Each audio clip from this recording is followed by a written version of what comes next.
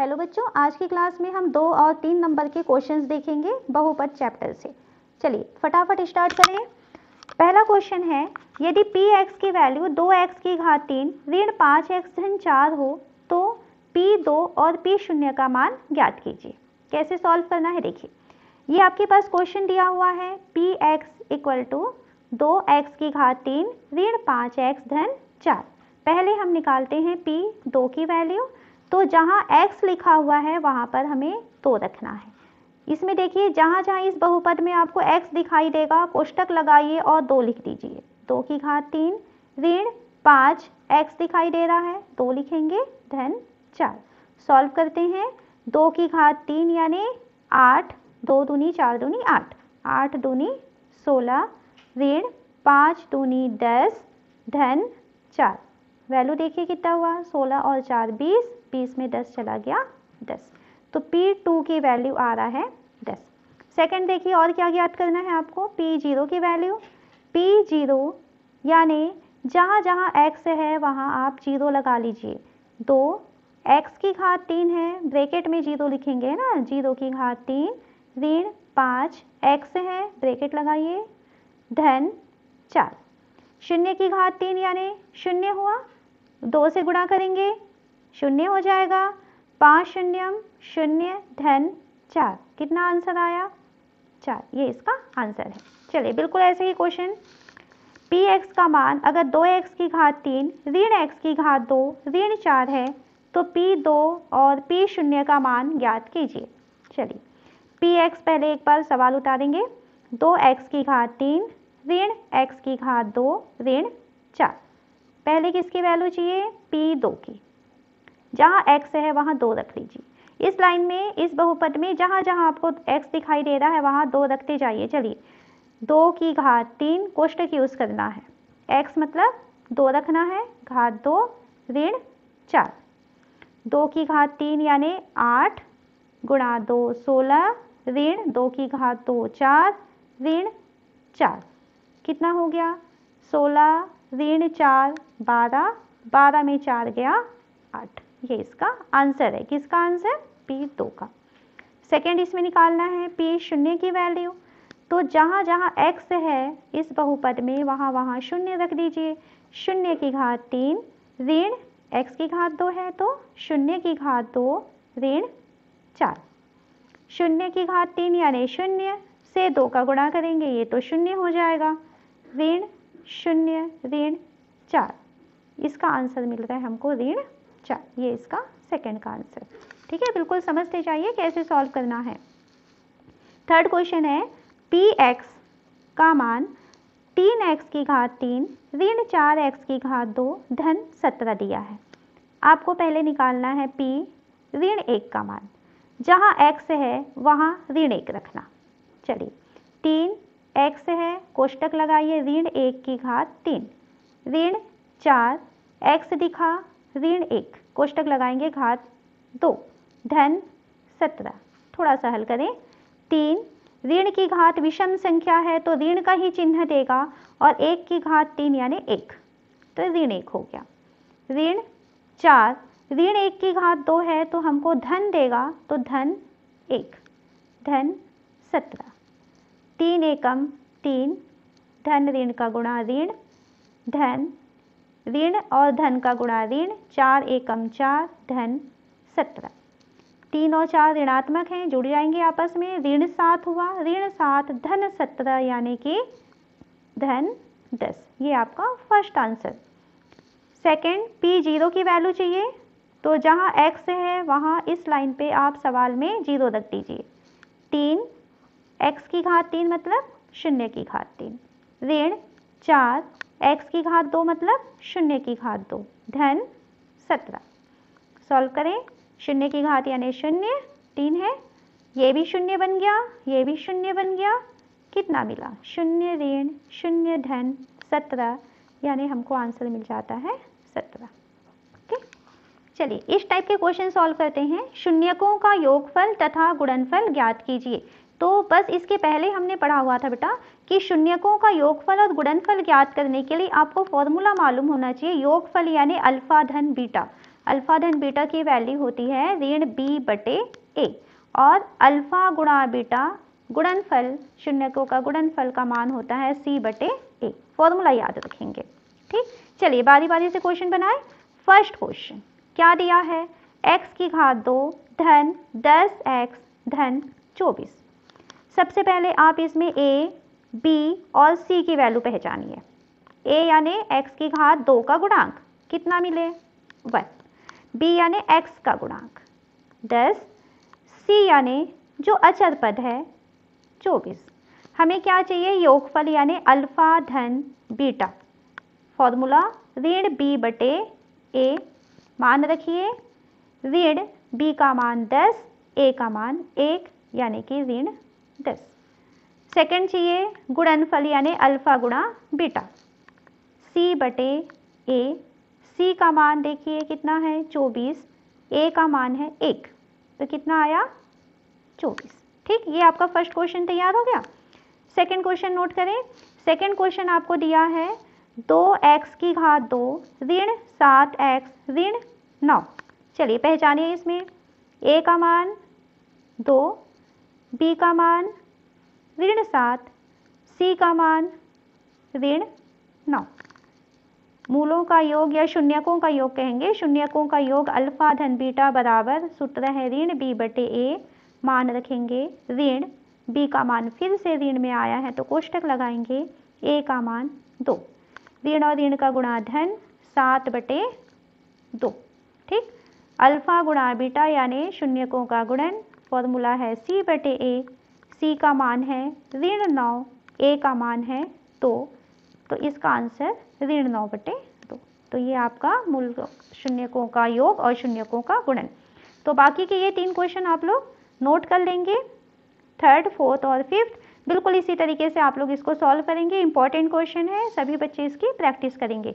चलिए हम लोग अगला क्वेश्चन देखते हैं। नेक्स्ट टाइप का क्वेश्चन जो बहुत इंपॉर्टेंट है वो है, जांचिए कि क्या gx px का गुणनखंड है। गुणनखंड है या नहीं है, इसके लिए हम गुणनखंड प्रमेय का यूज़ करते हैं।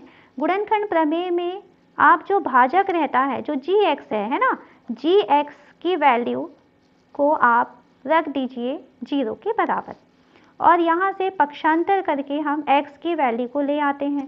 तो x ऋण 3 बराबर 0, तो x बराबर ऋण 3 पक्षांतर होके धन 3 हुआ। अगर ये गुणनखंड होगा तो हम इस px में x के बदले अगर 3 रखेंगे तो हमें 0 मिलना चाहिए। अगर 0 मिल गया तो बोलेंगे कि गुणनखंड है। चलिए रख के देखें। तो p3, देखिए ये px है, ये वाली लाइन है ना, जहाँ जहाँ x दिखाई दे रहा है वहाँ पर अभी जो वैल्यू निकाले उसको रख दें।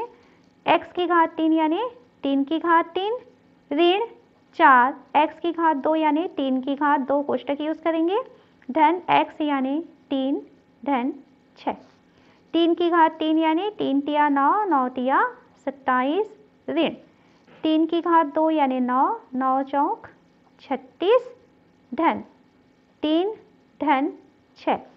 ये धनात्मक है, ये धनात्मक है, ये धनात्मक है, तो धन वाली संख्याएं जुड़ जाएंगी आपस में। 27 और 3 30 और 6 36, ऋण 36, कितना मिला 0। तो अगर px की वैल्यू x का मान रखने पर 0 मिल जाता है तो कहेंगे गुणनखंड है। अगर ये 0 नहीं मिलता तो हम क्या बोलते कि ये gx जो है वो गुणनखंड नहीं है। बस ये आप इसका वर्गमूल याद रखिए कि आप x का मान निकालेंगे, x का मान रखेंगे बहुपद में, अगर उसकी वैल्यू 0 आती है देन गुणनखंड है और 0 नहीं आती है तो गुणनखंड नहीं है। इसे कहा जाता है बेटा गुणनखंड प्रमेय। बिल्कुल ऐसे ही शेषफल प्रमेय भी हम करेंगे। चलिए सेकंड क्वेश्चन, आपको चेक करना है कि क्या x+1 इसका गुणनखंड है या नहीं है। तो सबसे पहले gx जिसका मान x+1 दिया है इसको 0 बना दो, पक्षांतर करिए, x का मान मिला ऋण 1। इस ऋण 1 को px में रख दीजिए, p ऋण 1, जहाँ जहाँ x है ऋण 1 रखिए, 2 ऋण 1 की घात 3 धन x यानी ऋण 1 कोष्टक बंद घात 2 ऋण 2 ऋण 1 धन 1। ठीक है, कोष्टक यूज करना। ऋण 1 की घात 3 यानी ऋण 1 का गुणा 2 से करेंगे तो ऋण 2। डायरेक्ट कर दी हूँ मैं भी। ऋण 1 की घात 2 यानी धन 1, तो इसके साथ और कुछ भी गुणा नहीं है तो 1 रहेगा। फिर ये ऋण और ऋण का गुणा धन 2 धन 1, धन 2 ऋण 2, खत्म। कितना मिला? 2 मिला। अगर शून्य होता तो कहते गुणनखंड है, लेकिन हमें तो शून्य नहीं मिल रहा है तो क्या बोलेंगे कि गुणनखंड नहीं है।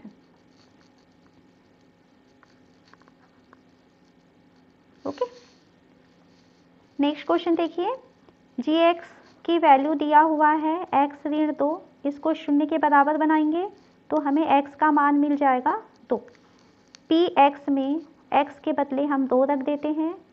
चलिए रखते जाइए लाइन से। 2 की घात 4 ऋण 2 की घात 3 ऋण 2 की घात 2 ऋण 2 ऋण 2, कोष्टक हटाइए। 2 की घात 4 यानी 2 को आपस में 4 बार गुणा करना है, 16। 2 की घात 3 यानी 2 गुणा 2 गुणा 2, 8। 2 की घात 2 यानी 4 ऋण 2 ऋण 2। ये ऋणात्मक, ये भी ऋणात्मक, ये भी ऋणात्मक, ये भी ऋणात्मक, ये केवल अकेला धनात्मक है, ये अकेला रहेगा। आपस में जोड़ दीजिए कितना होगा, देखो 8 4 12, 12 4 16, ऋण 16 हो गया। इसकी वैल्यू कितनी आ गई? 16 ऋण 16 यानी 0, क्योंकि यहाँ पर P2 की वैल्यू 0 आ रही है तो हम क्या कहेंगे? गुणनखंड है। बहुत आसान क्वेश्चन है ना। अगला क्वेश्चन, gx बिल्कुल साथ साथ बनाते जाएंगे सभी बच्चे। x ऋण 1 शून्य बनाइए इसको, यहाँ से पक्षांतर करेंगे तो x का मान ऋण 1 पक्षांतर होके धन 1 हो गया। गुणनखंड है या नहीं है ये पता करने के लिए px में x का मान 1 रख दो, रख दिए, ठीक है। 1 की घात 3 धन 5, 1 की घात 2 ऋण 5 1 धन 1, 1 की घात 3 यानी 1 धन 5 एकम 5 ऋण 5 एकम 5 धन 1, ऋण 1 ऋण 5 धन 5, खत्म। 1 और 1 2, क्योंकि ये शून्य नहीं है ना, 2 शून्य के बराबर नहीं है, इसलिए हम क्या कहेंगे? गुणनखंड नहीं है। क्वेश्चन साथ साथ नोट करना बेटा, बहुत इंपॉर्टेंट क्वेश्चन आपको भी सॉल्व करवाए जा रहे हैं। gx, चलिए नेक्स्ट क्वेश्चन। gx क्या है? x + 1 है, इसको 0 के बराबर करेंगे, है ना। क्या मिलेगा? x धन 1 का मान 0 है तो x का मान धन 1 पक्षांतर हो गया, ऋण 1 बना। गुणनखंड है या नहीं है पता करने के लिए इस px में x के बदले जो मान निकाले वो रखेंगे। x की घात 3 यानी ऋण 1 की घात 3, कोष्टक यूज किया जाएगा क्योंकि ऋण का निशान है। x की घात 2 यानी ऋण 1 की घात 2 ऋण 2, x के बदले ऋण 1 ऋण 1। ऋण की घात विषम है तो ऋण का चिन्ह लेगा वो, है ना। 1 की घात 3 1 आया, ऋण 1 की घात 2 सम है तो धन 1 बनाएगा, गुणा करेंगे 2 के साथ तो 2 एकम 2, ऋण और ऋण का गुणा धन 2 एकम 2 ऋण 1, 2 और 2 4, ये धन में 4 है, ऋण 1 और ऋण 1 ऋण 2 है। कितना मिला? ऋण 2 धन 4, धन 2 मिलेगा, है ना, बड़ी संख्या में धन का निशान है। ये शून्य के बराबर नहीं है, इसलिए क्या लिखेंगे अब? गुणनखंड नहीं है। ओके, चलिए नेक्स्ट क्वेश्चन। gy का मान दिया है y + 4, पहले इसको 0 के बराबर करें और यहाँ से हम पक्षांतर कर देते हैं, y का मान निकालेंगे, धन 4 पक्षांतर होगा ऋण 4 बना। इस y के मान को py में रख देते हैं तो py की वैल्यू हमें दिया हुआ है y की घात 2 धन 2y ऋण 1, y का मान रखते हैं ऋण 4 बराबर ऋण 4 की घात 2, कोष्टक लगाना जरूरी है वरना गलत हो जाएगा सवाल, ध्यान रखेंगे। ऋण 4 ऋण 1, ऋण 4 की घात 2, सबसे पहले तो ऋण की घात 2 है, ये धन बन जाएगा। 4 की घात 2, 4 चौक 16, धन ऋण का गुणा ऋण, 4 दूनी 8 ऋण 1, ये दोनों ऋणात्मक संख्या है ना, जुड़ जाएंगे 16 ऋण 9, यानी हमको मिल जाएगा 7, है ना। 7 तो शून्य के बराबर नहीं है, तो क्योंकि ये शून्य के बराबर नहीं है तो क्या लिखा जाएगा? गुणनखंड नहीं है। तो अभी तक के क्वेश्चन आपको समझ में आ रहा होगा कि आपको जो भाजक होता है, भाजक को शून्य के बराबर करना है। शून्य के बराबर करने के बाद चर राशि की वैल्यू निकालनी है और उस चर राशि की वैल्यू को भाज्य में रखना है। ठीक है, जो भाग होने वाला है उस पर रखेंगे।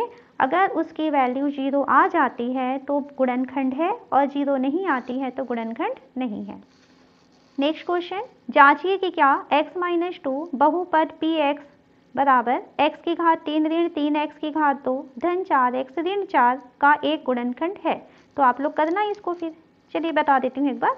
x ऋण 2 बोला जा रहा है तो x ऋण 2 का मान 0 करेंगे, पक्षांतर करेंगे, x बराबर ऋण 2 पक्षांतर होके धन 2 होगा। गुणनखंड है या नहीं है ये पता करने के लिए जो px है उस x में इस मान को रख देना है। यहाँ पर सावधानी से मान रखते जाइए। 2 की घात 3 ऋण 3, 2 की घात 2 धन 4, 2 ऋण 4, 2 की घात 3 यानी 8, 2 दूनी 4 तिया 12 धन 4 दूनी 8 ऋण 4। ये ऋणात्मक, ये भी ऋणात्मक है ना, तो ये दोनों ऋण ऋण जुड़ गए, ऋण 16 बना दिए।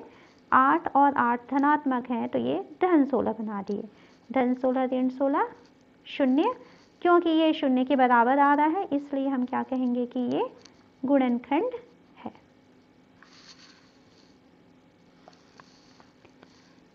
अगला क्वेश्चन, सिद्ध कीजिए कि 2y की घात 3 धन 4y की घात 2 धन 3y धन 1 y धन 1 से भाग करने पर शेषफल 0 है। शेषफल 0 है मतलब बिल्कुल अभी गुणनखंड जैसा किए थे वैसा ही करना है, पर शेषफल ये जो बचता है ना बेटा लास्ट में यही शेषफल होता है। तो शेषफल 0 है या नहीं है ये पता करने के लिए जिससे भाग दिया जा रहा है उसकी वैल्यू 0 करें और यहाँ से हम इस चर राशि की वैल्यू को निकाल देते हैं और इस चर राशि के मान को जो भाग हो रहा है ना, जो भाग हो रहा है कौन, ये भाग हो रहा है ना, इसको हम लोग px लिख लेते हैं। चलो कौन भाग हो रहा है, y है ना, y के पद में है तो py। 2y की घात 3 धन 4y की घात 2 धन 3y धन 1। मान रखिए p ऋण 1 बराबर 2 ऋण 1 की घात 3 धन 4 ऋण 1 की घात 2 धन 3 ऋण 1 धन 1। जहाँ जहाँ y है वहाँ पर -1 रख दिए। ऋण 1 की घात 3 यानी विषम है, ऋण 1 ही रहेगा, मैं कोष्टक में लिख देती हूँ इसको। धन 4 ऋण 1 की घात 2 सम है तो धन 1 ही रहेगा, कोष्टक का मतलब गुणा। धन और ऋण का गुणा ऋण, 3 एकम 3 धन 1, 2 एकम 2 ऋण 2 है ना, 4 एकम 4 धन 4 ऋण 3 धन 1, ऋण 2 ऋण 3 समान चिन्ह जुड़ेंगे। ऋण 5 धन 4 धन 1 धन 5 बराबर 0। तो ये जो मिला है हमको ये क्या है, ये शेषफल है। तो शेषफल की वैल्यू हमको मिल गया, तो शेषफल की वैल्यू आ रही है 0। हमको यही पूछ रहा था भाग देने पर शेषफल 0 है या नहीं है बताइए, तो हम कह सकते हैं कि हाँ इसका शेषफल 0 है। नेक्स्ट क्वेश्चन है, सिद्ध कीजिए कि ये एक बहुपद दिया हुआ है x + 2 से भाग देने पर शेषफल 0। बिल्कुल अभी जो क्वेश्चन बनाए थे वैसा ही करना है और इसी के जैसा एक क्वेश्चन और है। ये आपको एक बहुपद दिया गया है, इसको x - 1 से भाग देने पर शेषफल 0 है। तो ये दो क्वेश्चन आप लोग नोट कर लीजिए, इंपॉर्टेंट क्वेश्चन है, 2020 में ये आए हुए हैं और बिल्कुल वैसे ही आपको इसको सॉल्व करना है। अगला क्वेश्चन है, यदि x - 1 बहुपद px = kx² - 5x + 3 का गुणनखंड है तो k का मान ज्ञात कीजिए। देखिए 3 क्वेश्चन में एक साथ नोट की हुई हूँ, पहले हम फर्स्ट क्वेश्चन को सॉल्व करते हैं। x - 1 क्या है, ये गुणनखंड है। अगर ये गुणनखंड है तो यहाँ पर शेषफल की वैल्यू 0 मिलनी चाहिए, ध्यान देना। फर्स्ट क्वेश्चन बना रहे हैं, x - 1 की वैल्यू 0 करेंगे, यहाँ से पक्षांतर करके x की वैल्यू निकालेंगे और क्योंकि ये गुणनखंड है क्या लिखेंगे, क्योंकि गुणनखंड है इसलिए क्या होना चाहिए, शेषफल की वैल्यू को 0 होना चाहिए। ठीक है, शेषफल कौन होगा, ये जो आपको बहुपद दिया है वहाँ पर x का मान 1 रख दिया जाएगा तो जो मिलेगा वो शेषफल होगा। चलिए रखते हैं, तो शेषफल कौन होगा, p1 की वैल्यू 0 मिलेगा। p1 मतलब मान रखिए k x के बदले 1, की घात 2 ऋण 5 x के बदले 1 धन 3 का मान मिलना चाहिए 0। 1 की घात 2 यानी 1 का k से गुणा हो गया तो k ऋण 5 धन 3 बराबर 0। k ऋण 2 बराबर 0, k बराबर 2। यही हमको पूछता था वो कि k की ऐसी क्या वैल्यू होनी चाहिए जिससे कि वो उसका गुणनखंड हो जाए। चलिए इस क्वेश्चन को बस मैं आपको समझा रही हूँ, आप लोग सॉल्व करिएगा। सेम ऐसा ही क्वेश्चन है, x माइनस 1 बहुपद का गुणनखंड है तो k का मान ज्ञात कीजिए, है ना। सेम क्वेश्चन है, x माइनस 1 है इक्वल टू 0 करेंगे, उस वैल्यू को यहाँ रखेंगे, x की वैल्यू 1 आएगी, 1 की वैल्यू यहाँ रखेंगे, इसकी वैल्यू 0 आनी चाहिए क्योंकि गुणनखंड है तो शेषफल 0 हो जाएगा। और बिल्कुल ऐसा आप लोग सॉल्व करेंगे। तो ये 3 क्वेश्चन है बेटा, आप लोग स्क्रीनशॉट ले लीजिए या नोट कर लीजिए और ये बाकी के दोनों क्वेश्चन आप लोग सॉल्व करेंगे। तो आपका बहुपद चैप्टर से हम लोग 1 नंबर, 2 नंबर और 3 नंबर के क्वेश्चन कर चुके हैं। ओके, तो आप लोग अच्छे से तैयारी करिए। अब अगली क्लास में हम लोग दूसरा चैप्टर के क्वेश्चन करेंगे।